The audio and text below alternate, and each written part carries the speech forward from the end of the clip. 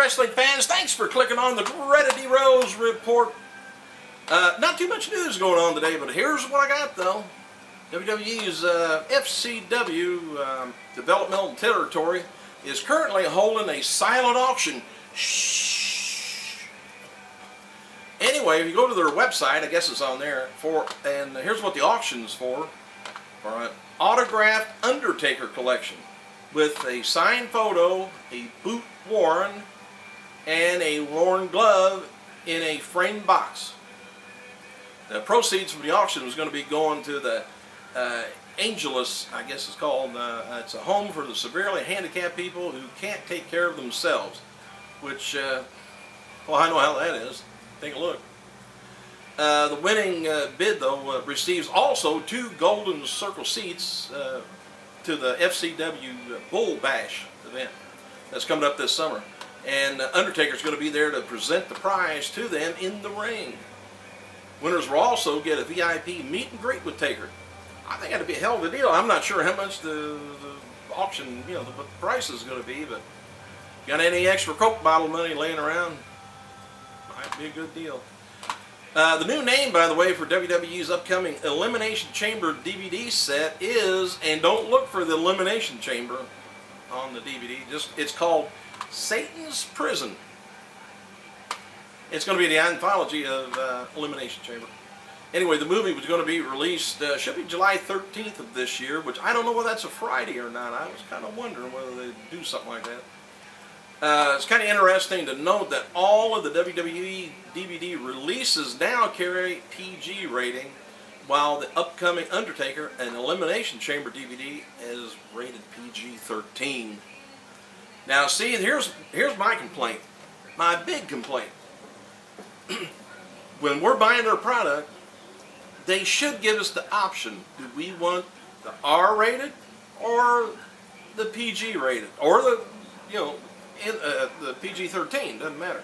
But we should have an option, because I don't like when you go buy a DVD, and it's going to be the anthology too. It shouldn't be edited. It should not. It should be in its entirety. If we don't want that, if we don't want our kids to see that part, we go buy the PG one. But for us, I'd rather see the whole thing. I've seen blood before. I've seen. Come on, watched it for years. We're all right. We're not going to croak or go out and murderize the town because we've seen an Elimination Chamber and Taker got his head busted open. All right. Anyway, that rubs me the wrong way.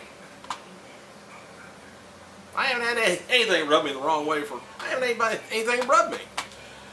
Variety reported that Triple H's upcoming WWE movie Killing Karma, believe it or not, I've been telling you about that for about a month or so, is now changed. It's called Inside Out for right now. Variety also reports that Vince McMahon said yesterday that they're looking to pursue WWE cable channel harder than ever. Now we're going to be looking to launch it as early as this year. WWE is currently talking to cable companies and providers about carrying the network. WWE has been planned to be, well, what the planning is going to be for that cable is variety shows that don't revolve around kind of in-ring wrestling that is currently airs each week on USA and Sci-Fi, My Network TV, WGN.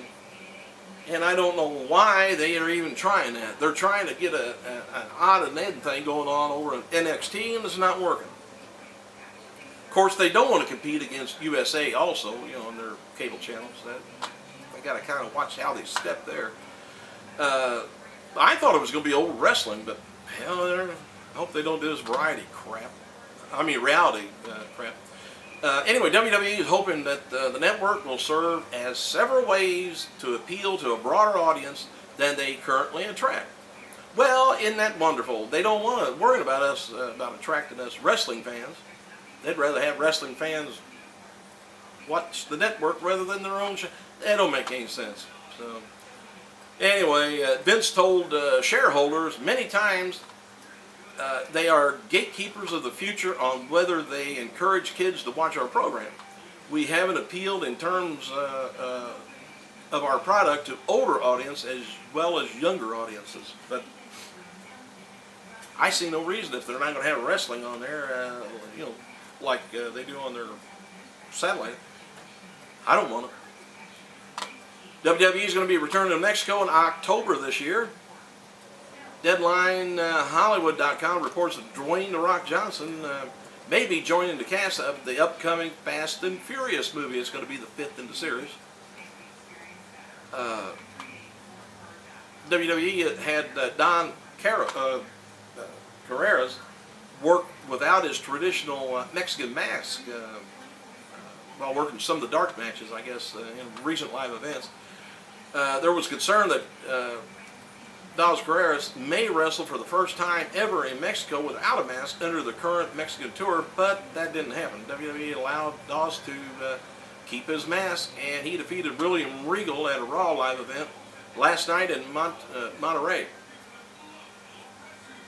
Dos had been working as a heel on WWE live shows, but worked as a babyface last night in his hometown of Mexico. Christian and The Miz is going to be appearing at WWE Developmental Show on Wednesday, June 9th, Melbourne Auditorium in Melbourne, Florida. WWE is going to be releasing future movies on DVD shortly after they end at the theaters, which I didn't think they were going back to theaters again, but they changed their mind again. Vince said that yesterday in the conference call that WWE is looking to get the benefit of promoting the DVD and the theatrical released at once. Overseas, movies are going to be released on DVD the same day as they come out to movie theaters, but that's we'll be waiting a few weeks for the States, though.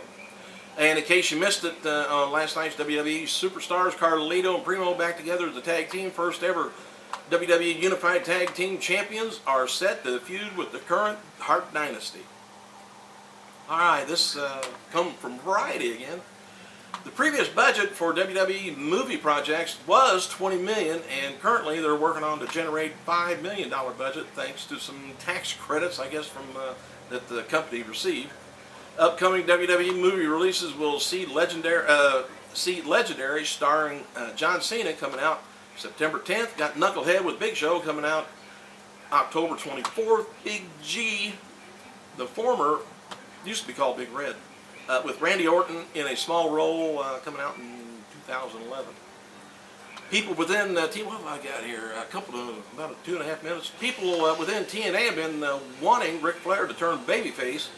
But he's against the idea. Speaking of Flair, though, is he and his wife, Jackie Beams, have been back together since their domestic incident earlier in the year. Jackie was with Rick recently in an Impact taping. Flair's daughter, Ashley, will be getting married this month to her boyfriend of 4 years. Same guy that punched Rick in the face. That's a hell of a damn family, I tell you.